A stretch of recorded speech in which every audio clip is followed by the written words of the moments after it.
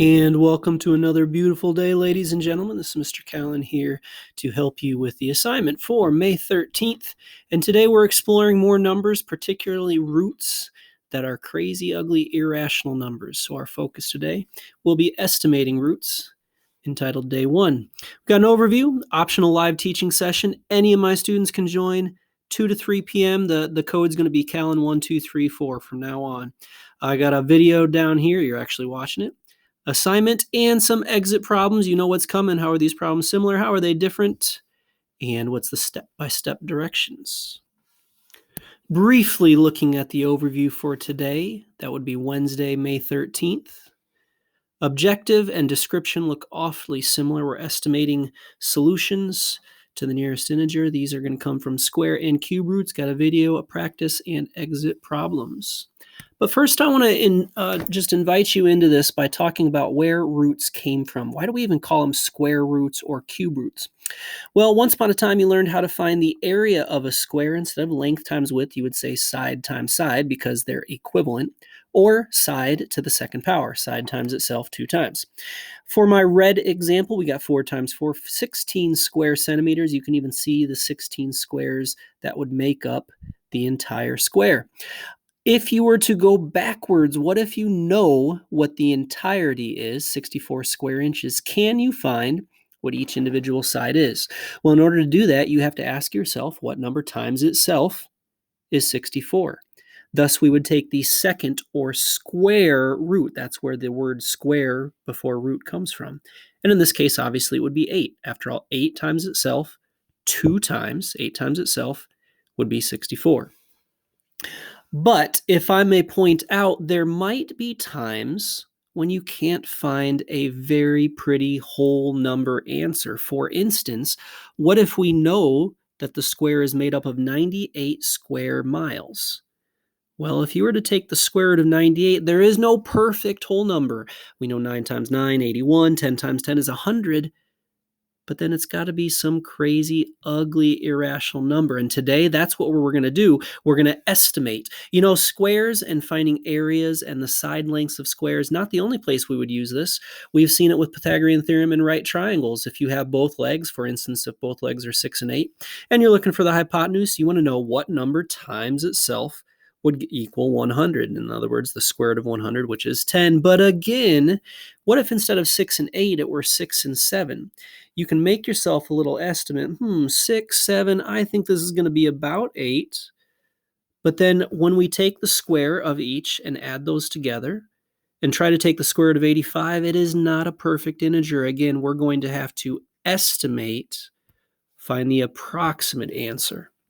Last but not least, those are all using second powers. What if, on the other hand, we're talking 3 dimensions? So, for instance, if you want to find the volume of a cube instead of length times width times height, they're all the same, side times side times side. In this case, 2 times 2 is 4 cubes, but then stack those 2 tall, and of course you get 8. Going backwards, what if you know the total number of cubes, for instance, 27 cubic centimeters? Well, we ask ourselves what number times itself times itself. Therefore, we're going to take the third root, which is why we call it the cube root. Now, in this case, it's a perfect 3 centimeters, but life is not always perfect. Can we estimate what would the cube root of 13 be? And in this case, 13 is going to be very close to, well, that's actually where we're heading. Can we estimate cube roots and square roots of non-perfect cubes and perfect squares? And so taking a look at today's assignment should say estimate roots number 1. I'm going to take my marker, color out some answers so that we don't see them, and we shall begin. Let me go through numbers 1, 5, and 9. I'll do one problem from each and every row, which should help you with the remainder of the assignment. And so we'll go ahead and look at the directions above number 1 and 2. It says estimate to the nearest integer. Now, some of you are going to go above and beyond.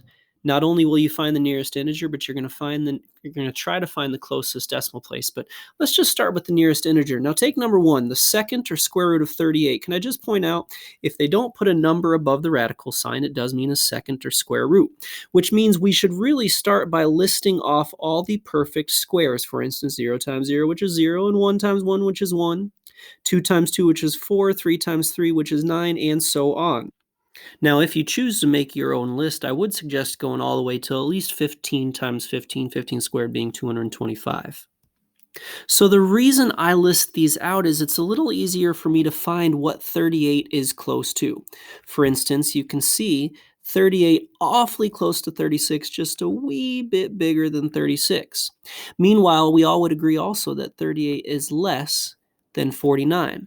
So I'm going to set up what we would call a compound inequality, which you could read 36 is less than 38 is less than 49, or you could read it backwards, 49 greater than 38, which is greater than 36.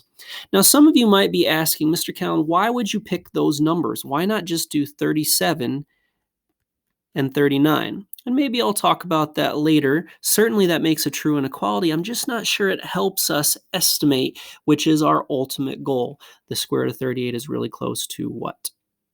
So if we take a look, I'm going to just say if 36 is smaller than 38, then the square root, or the second root of 36, is also going to be smaller than the square root of 38. And if 38 is smaller than 49, then its square root would be smaller than the square root of 49. Perhaps now you can see why we chose these special numbers, these perfect squares, because what's the square root of 36? Well, I know 36, taken what number multiplied by itself repeatedly, that'd be 6. What's the square root of 49? 7. You know, what we don't know is what is the square or second root of 38? It's some crazy, ugly, irrational number, but here's what we know. A little bit bigger than 6, a little bit smaller than 7.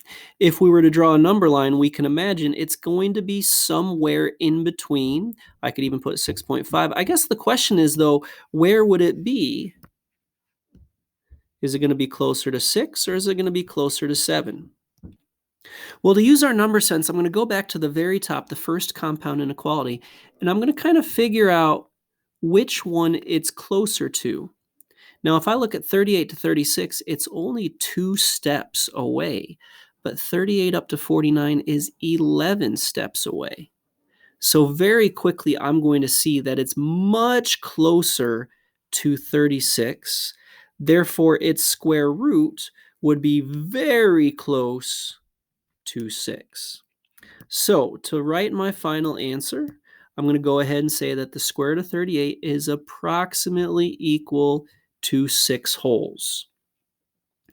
Some of you might go a step further and say, well, Mr. Callan, I can find the nearest integer, but I sure would like to round it to the nearest whole. Maybe it's 6.1.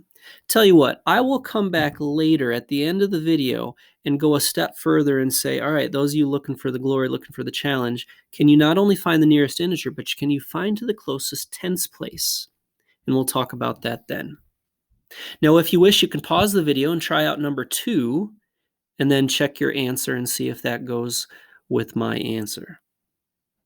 Meanwhile, for the rest of us, let's go on to the next example, which you surely will notice some similarities. Both of these problems have a number, both of these problems have a radical symbol, but there is a key difference here.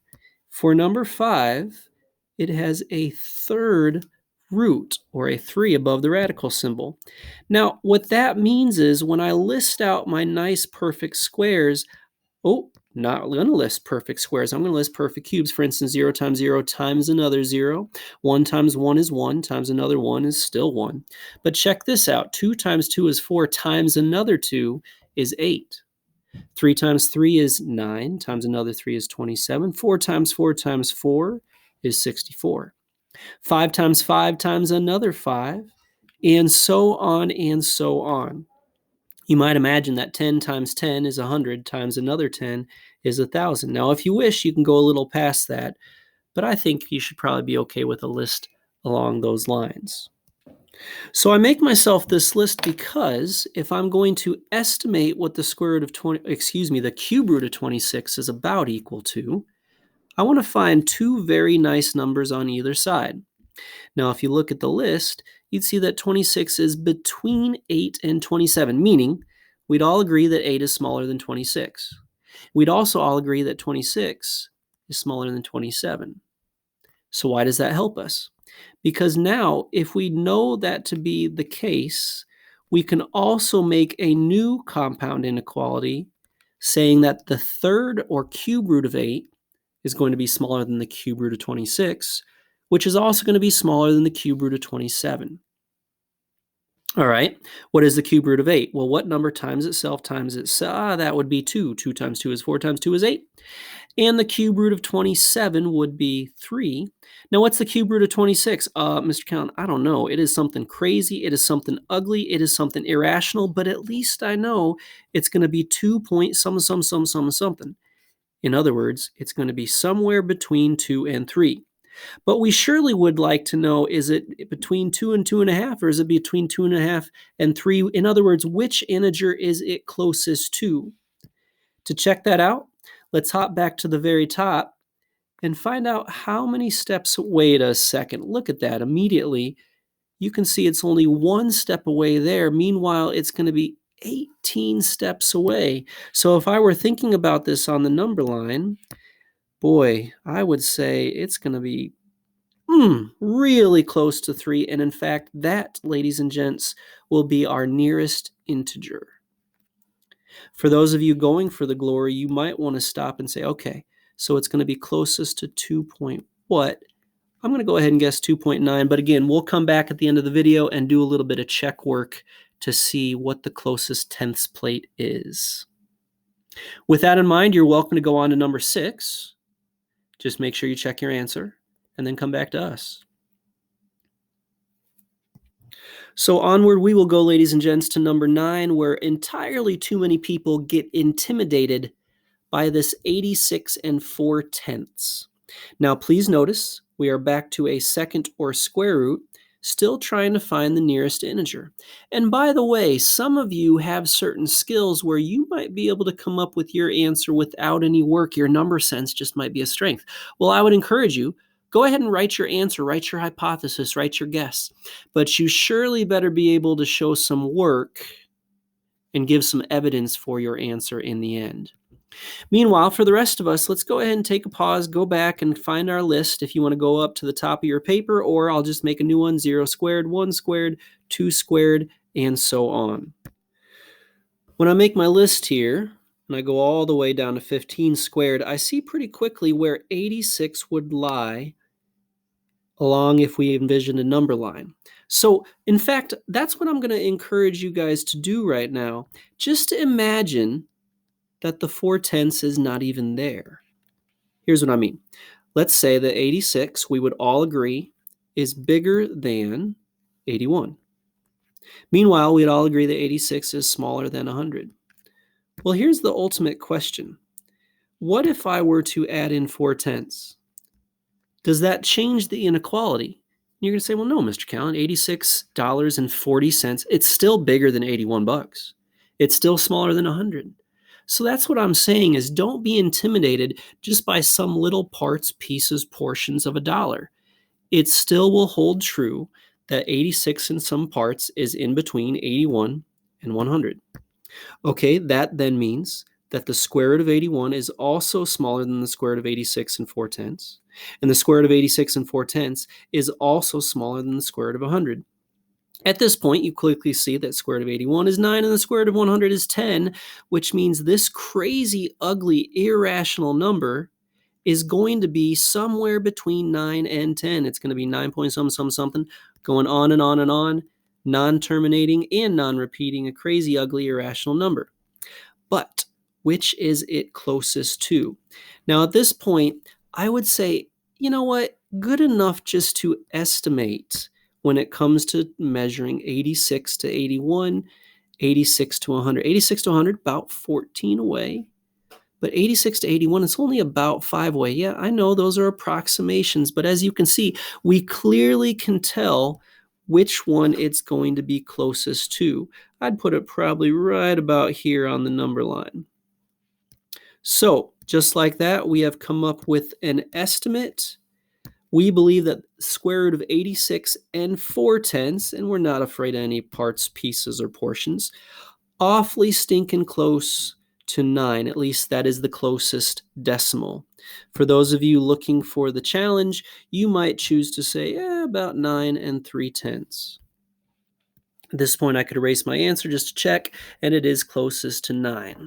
Now, with that, folks, you can go on to number 10. Number 11, again, don't be afraid of some silly little parts. You can even act like the 2/10 is not there, like the 2/5 is not there. But I'm going to turn back to those of you looking for the challenge and say, okay, you can find the nearest whole number. Can you find the nearest tenths place? And while our brains are focused on number 9, let's go ahead and do number 9 and then work our way backwards to number 5, I think, and number 1.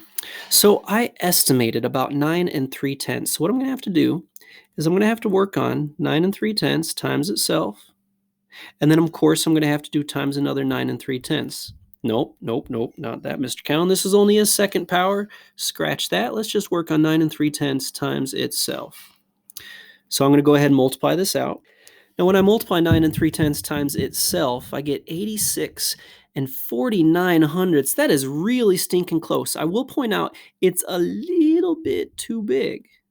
So if I'm going to really check, I need to check a tenths place just a little smaller than that. So I'm going to go ahead and check 9 2/10. It's clearly between 9 2/10 and 9 3/10. But I'm going to go ahead and check it anyways, just to be sure. So when I multiply 9 2/10 times itself, I'm going to get 84 wholes and 64 hundredths. Again, this is definitely between 9 2/10, 9 3/10. But 84 is almost 2 wholes away. 86 49 hundredths is really only 9 hundredths away. It is that close. If I look back at my number line, I would imagine that the green dot is so stinking close to 9 3/10. So while both of them would be really good estimates, it is in fact closest to 9 3/10. Again, those of you looking for the challenge, your goal, the directions ask you the nearest integer. So you really should answer 9. Then next to it, show that you're going for the bonus, going for the challenge, and say, actually, not only is it really close to 9, but to the nearest tenth is closest to 9 3/10. With that in mind, let's go back up to number 5 and check out what I think is going to be a little more challenging, because we're going to have to multiply 2 9/10 times itself, not once, but whatever that product is, we're then going to have to multiply by another 2 9/10. Now it turns out when I multiply 2 9/10 times itself again 3 times, it ends up being 24 wholes and 389 thousandths. Now, while that's awfully stinking good, it's a little too small. But then what's the next what's the next tenths place up? Well, above 2 9/10, if I think about the number line, would be 3 0/10. Now think about that. 3 0/10 times 3 0/10 is 9 wholes, times another 3 0/10 is exactly 27, which is only 1 whole away from 26. Meanwhile, 24.389 is a little further away. It's almost 2 away. So while my estimate of 2 9/10 is good, really the nearest tenths place would be precisely 3 wholes and 0/10. Now notice for my answer, I just write 3. No need to write the 0.0. That's just to the nearest whole number. But if I'm going further and I want to be very specific and say, no, I went to the nearest tenths here. Not only is it closest to 3 wholes, it's closest to 3 wholes and 0/10. That's why we write 3.0. Now let's wrap it up with number 1, which might be a little easier.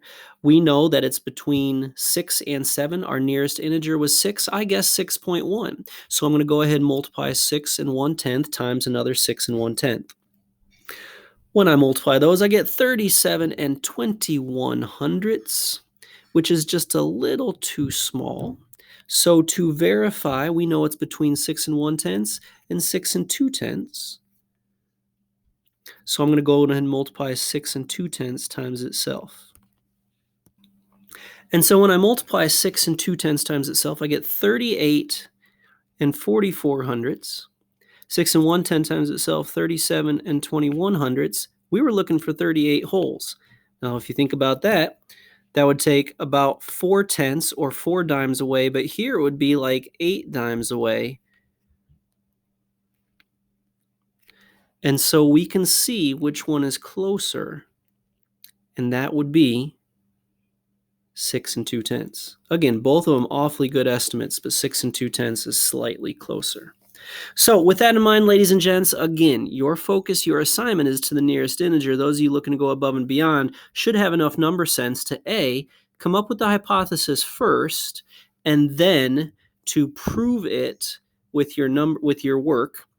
And B, go above and beyond, go to the nearest tenths, which I'll be honest, some states across the country do have that as their 8th grade standard. Find the square root or cube root to the nearest tenth. But that's going to be the challenge for you. All right, folks, take your time, do well. Please, please, please email me or message me if I can be of service at all, and I can help tutor you, and you can keep growing. Let's go.